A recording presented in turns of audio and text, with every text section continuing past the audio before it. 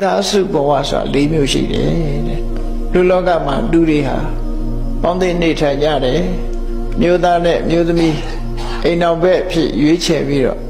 အတူတကွနေကြတဲ့အခါမှာအတွဲ၄မျိုးရှိတယ်လို့ဆိုလို့လည်းပေါ့နော်အဲ့ဒီ၄မျိုးမှာပထမအတွဲကမြတ်စွာဘုရားသုံးတဲ့စကားလုံးလေးနဲ့တွေ့မယ်သဝနဲ့ဒီဝဆိုတဲ့အတွဲကိုတွဲထားသဝဆိုတာဒီဂုဏ်သိက္ခာလုံးဝမရှိတဲ့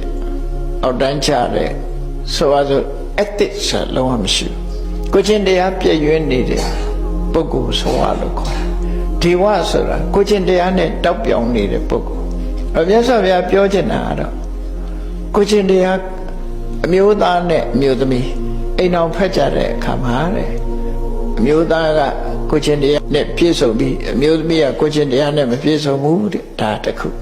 အမျိုးသမီးကကိုချင်းတရားနဲ့ပြည့်စုံပြီးအမျိုးသားကကိုချင်းတရားနဲ့မပြည့်စုံဘူးတဲ့နှစ်ဦးစလုံးကိုချင်းတရားနဲ့မပြည့်စုံဘူးတဲ့နှစ်ဦးလုံးကိုချင်းတရားနဲ့ပြည့်စုံတယ်လို့မိသားစုဘဝတွဲဖက်ခြင်းဟာခုလို၄မျိုးရှိတယ်လို့သူဟောတာနော်၄မျိုးရှိတယ်ဒါလောကကြီးတစ်ခုလုံးကိုကြည့်လိုက်ရင်လည်းဒီအနေထားတွေးပါပဲတုံးတဲ့တူဟာမတူညီတဲ့ပေါင်းဖက်မှုတွေတူညီတဲ့ပေါင်းဖက်မှုတွေဒီလိုရှိတာအဲ့တော့မတူညီတဲ့ပေါင်းဖက်မှုတွေနဲ့ပတ်သက်ပြီးမြတ်စွာဘုရားဟောတာအဲ့ဒါလိုဟောတဲ့အခါမှာအချင်းချုပ်မြတ်စွာဘုရားဟောပုံလေးကိုကြည့်မယ်ဆိုဥဘောတတ္တဝဋ္ဌိညုစကတရိယပရိပါဒကာတေဟွန်တိဇာနိပတယောသဝတံဝတမာဂတာနှစ်ဦးစလုံးဟာယုံကြည်ချက်ကင်းမဲ့ပြီးသူများကိုပေးဖို့ကံဖို့ဆိုတာလုံးဝလည်းမစင်စားဘူးကိုသုံးဖို့ပဲကြည့်တယ်ကိုပစ္စည်းတရွေးသားမှသူများမပေးဘူးနော်ဘသူ့ကိုမှလည်းဖြန့်ဝေတာမရှိဘူးကတရိယနှမျောတယ်တွန့်တိုးတယ်ကိုယ်သာသုံးမယ်ဆိုတဲ့စိတ်ဓာတ်ကပြင်းပြတယ်သူများကိုဘာလို့ပေးရမှာလဲကိုရှာထားတဲ့ပစ္စည်းကလွယ်တာမဟုတ်ဘူးသူများပေးเสียလားဆိုတဲ့အတွေးကြီးခေါင်းထဲမှာရှိတယ်အဲ့လိုတွေမကဘူးလာရောက်တောင်းခံတဲ့ပုဂ္ဂိုလ်ဆိုလို့ရှိရင်ဆက်လွတ်တယ်နောက်မလာနဲ့နောက်တစ်ခါလာရင်ခွေးတဲ့တိုင်ပဲ beware of dog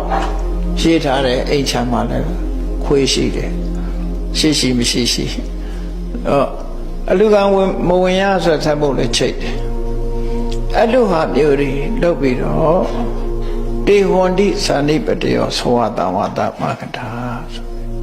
လူလောကကြီးမှာဖြစ်ပျက်နေတဲ့အခြေအနေတစ်ခုနဲ့ပတ်သက်ပြီးတော့သူတို့ပြောတာနော်တာမိကောဟောတိဒုတ်တိလောခတရိယောပရိပါဒကောအမျိုးသားကကိုချင်းတိလလုံးဝမရှိဘူးတဲ့အတိတ်ကိုချင်းတရားပြက်ပြားတယ်အယသေးစားတောက်စားတယ်အကစားဖက်တယ်ကိုချင်းတရားတွေပြက်ပြားတယ်အမျိုးသားကတရိယောပရိပါဒကောလူခနဲ့တောင်းခနဲ့လူတွေဆက်လွတ်တယ်ပရိယာသီလဝတိဟောတိအမျိုးသမီးကကိုချင်းသီလနဲ့ပြည့်စုံတယ်ကိုချင်းတရားကောင်းတယ်နော်ဝဋ္ဌိညုဝိတမစ္ဆရာမျိုးသမီးကရေရောတယ်ဒီစိတ်နှလုံးဖြူစင်တဲ့ရေရောတယ်သူတော်ရဲ့လိုအပ်ချက်ကိုနားလဲတယ်အဲ့ဒါလို့အိမ်တော်ဘက်ဆိုလို့ရှိရင်တဲ့အမျိုးသားကသီလမရှိဘူးအမျိုးသမီးကသီလရှိတယ်အဲ့ဒီအိမ်တော်ဘက်မျိုးဟာအမျိုးသမီးကထေဝီ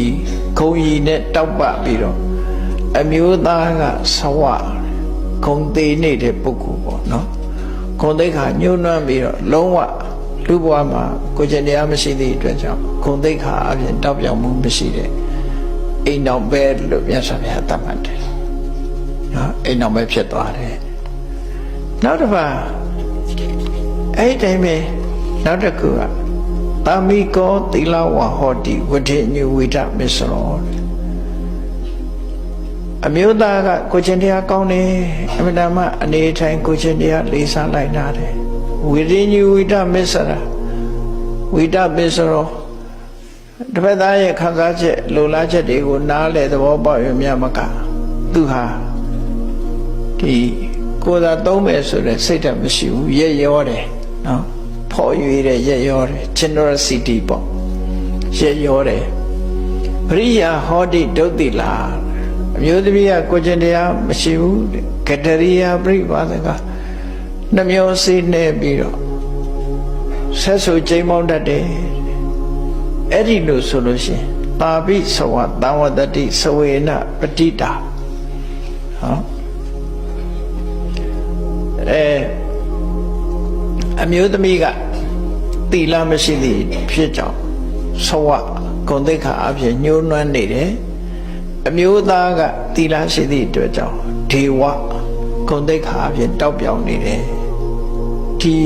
မိသားစုဘဝဟာတူကသီလရှိတူကသီလမရှိဂုဏ်ကြီးရှိမရှိနှစ်ခုပေါင်းဖက်ထားတာဖြစ်လို့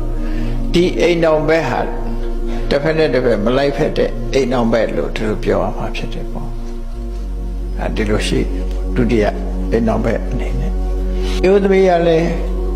ကိုချင်းသီလမရှိဘူးအမျိုးသားကလည်းကိုချင်းသီလမရှိဘူးနှစ်ဦးလုံးဟာ generosity ဆိုတာလည်းမရှိဘူးသူတို့ဟာကိုချင်းတရားလည်းပြပြတယ်အလုံးဟာလူမှုတမ်းမှုဆိုတာလည်းဝေလာဝေးအဲ့လိုနေတဲ့မိသားစုကြတော့နှစ်ဦးစလုံးဟာဒီဂုဏ်ကြီးအဖြစ်တောက်ပြောင်မှုမရှိလို့ဒီအိမ်တော်ဘက်ကတော့အဆိုးအိမ်တော်ဘက်လို့ဒီလိုပြောရမှာဖြစ်တယ်နှစ်ယောက်စလုံးအဆိုးရှိပဲအဲ့လိုမဟုတ်ပဲနဲ့အမျိုးသားကလည်းကိုချင်းသီလနဲ့ပြည့်စုံတယ်ရေရောတယ်အမျိုးသမီးကလည်းကိုချင်းသီလနဲ့ပြည့်စုံတယ်ရေရောတယ်ဆိုတဲ့အိမ်တော်ဘက်ကြတော့နှစ်ဦးစလုံးအကောင်းတွေကြည့်လိုက်ဖက်တဲ့အိမ်တော်တဲ့ချီးမွမ်းမွယ်ကောင်းတဲ့အိမ်တော်ဘက်လို့ပြောရမှာဖြစ်တယ်တဲ့